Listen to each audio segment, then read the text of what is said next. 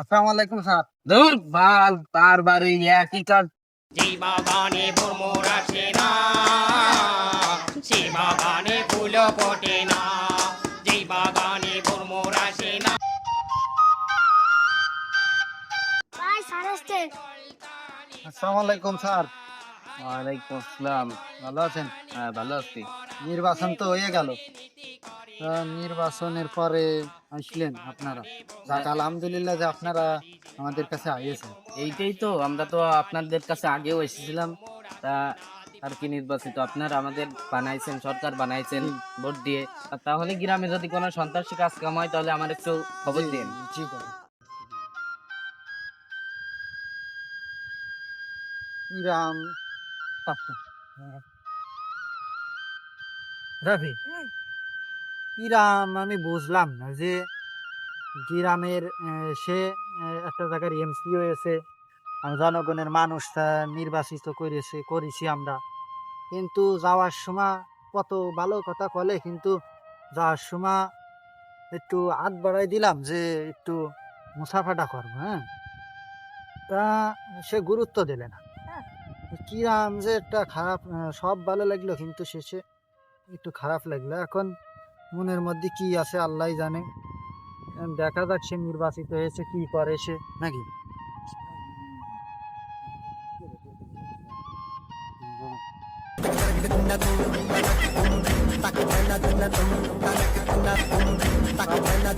আসসালামু আলাইকুম। ধুর, বারবার একই কাজ করতে ভালো লাগতেছে না।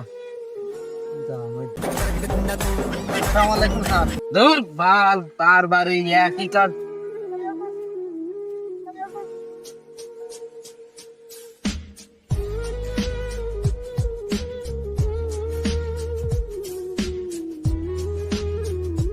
আমরা জনগণ সরকারকে নির্বাচিত করে কি এইরকমটাই চাইলাম যে আমাদের পরে সেই জুলুমই হবে?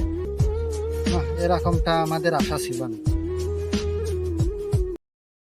যদি তোমাদের হিংসার আগুনে জ্বলে পুড়ে হয়ে যায়, যদি তোমাদের আক্রোশ ঝড়ে চুরমার হয়ে যায়। আসসালামু আলাইকুম। ভালো আছেন? আমরা নির্বাচিত হতে পারিনি, কিন্তু যে কাজগুলো আমরা পেয়েছি তা যথাযথভাবে পালন করবো ইনশাআল্লাহ। তা কারোর কথা আপনারা কষ্ট পেন না, আর সময় দোয়া করেন, দোয়া করেন। পবিত্র কোরআনে সূরা বাকারার 14 নম্বর আয়াতে আল্লাহ তাআলা বলেন, তারা যখন ঈমানদারদের সাথে মেশে তখন তারা বলে আমরা ঈমান এনেছি। আবার যখন তারা শয়তানদের সাথে মেশে তখন তারা বলে আমরা তো তোমাদের সাথেই রয়েছি, আমরা তো মুসলমানদের সাথে শুধু উপহাস ঠাট্টা করি মাত্র। এবং পরিশেষে বলা যায় নিশ্চয়ই আল্লাহ উত্তম পরিকল্পনাকারী।